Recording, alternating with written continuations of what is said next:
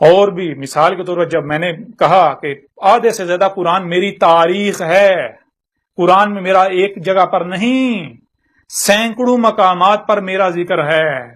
آپ لوگ تو یہ کہہ رہے ہو نا، یعنی کہ ایک پر بھی نہیں، ایک چھوڑو، سینکڑوں مقامات پر اس کو پڑھو، اس کو ختم نبوت ہو، جو ختم نبوت کے نام پر آپ نے جو کچھ گڑ رکھا ہے اس کے حقائق کیا ہیں وہ دجل اس میں چاک کر دیا گیا، ایک پہلو سے نہیں درجنوں پہلوں سے، اور دنیا کی کوئی طاقت رد نہیں کر سکتی. اور جن روایات کا تم لوگ سہارا لے رہے ہو، جن روایات کا سہارا لے کر تم لوگوں نے یہ اکادن ریات اخذ کیے ہوئے ہیں، گڑے ہوئے ہیں، ان کو بھی اس کے اندر وہ روایات بھی موجود ہیں، ان کی حقیقت بھی چاک کی گئی ہے. بالکل واضح کیا گیا ہے کہ ان روایات کی بنیاد پر جو تم لوگوں نے دجل جو ہے وہ پھیلایا ہوا تھا اس کی وہ بھی چاک کر کے رکھ دیا گیا.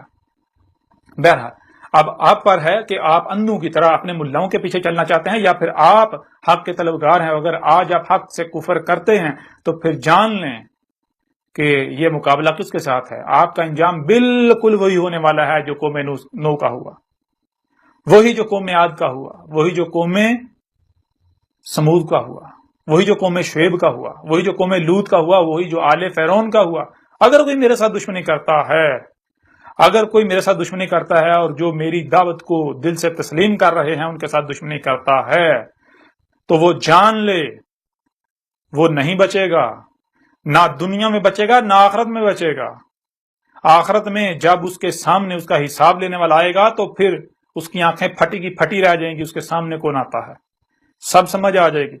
میرے خلاف پراپگنڈا کرنے والوں، میرے خلاف محاذ کھولنے والوں، ہوش کے نہن لو.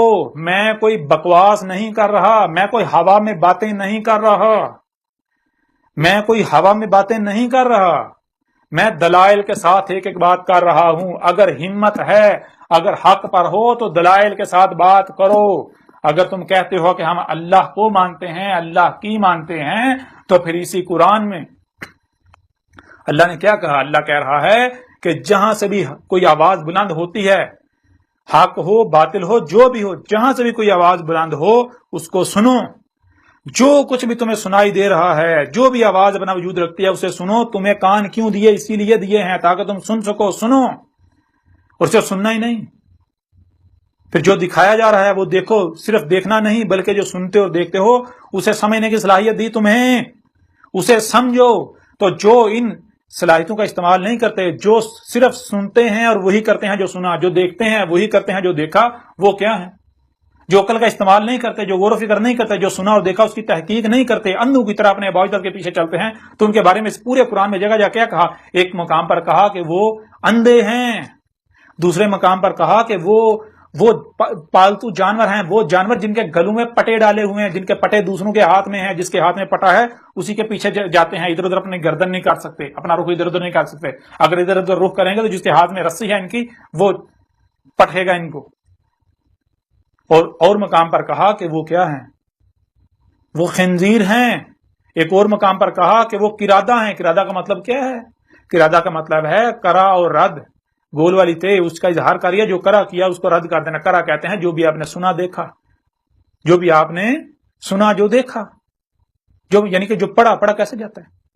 تو یہ جو بھی آپ کے سامنے آیا تو اس کو رد کر دینا، اسی کو پھیر دینا، وہی کر دینا بغیر سمجھے. یہ خصلت کس میں پائی جاتی ہے؟ یہ خصلت بندر میں پائی جاتی ہے. بندر جو دیکھتا ہے وہی ریپیٹ کرتا ہے، وہ سمجھتا نہیں ہے. وہ عقل کے اندر تمہیں کیا صرف سننے اور دیکھنے کی صلاحیت دی گئی یا پھر سمجھنے کی صلاحیت دی گئی جو سنتے اور دیکھتے ہو؟ تو اگر تم جو سنتے اور دیکھتے ہو بغیر سمجھے اس کے اوپر عمل کرتے ہو، بغیر سمجھے اس کے پیچھے چلتے ہو، تو تم پھر کیا قرادہ نہیں ہو؟ جو سنا جو دیکھا بغیر سمجھے اسی کو پھیر رہے ہو، وہی کر رہے ہو.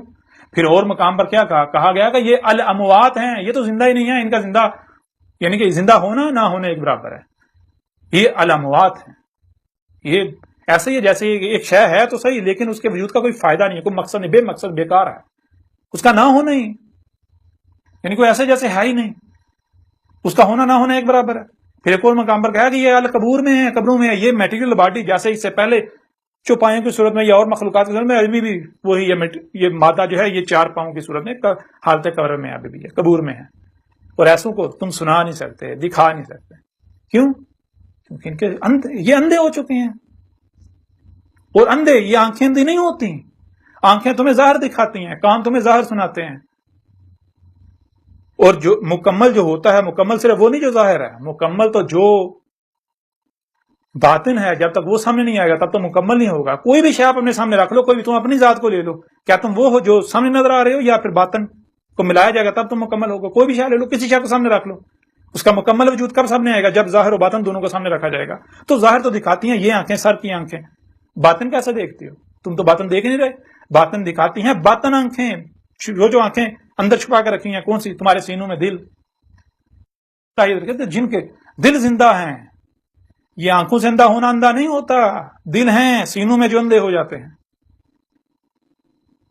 بہرحال اب آپ کے اوپر ہے کہ آپ اندھوں کی طرح مجھے گالیاں دیتے ہیں۔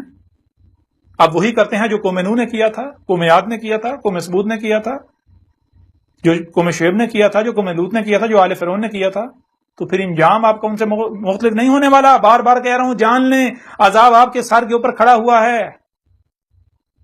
جو کہتے ہیں کہ اس کا قرآن میں ذکر نہیں ہے، آدھے سے زیادہ قرآن میری تاریخ ہے، یہ اس کے اندر کھول کھول کے رکھ دیا، دنیا کی کوئی طاقت اس کا رد نہیں کر سکتی۔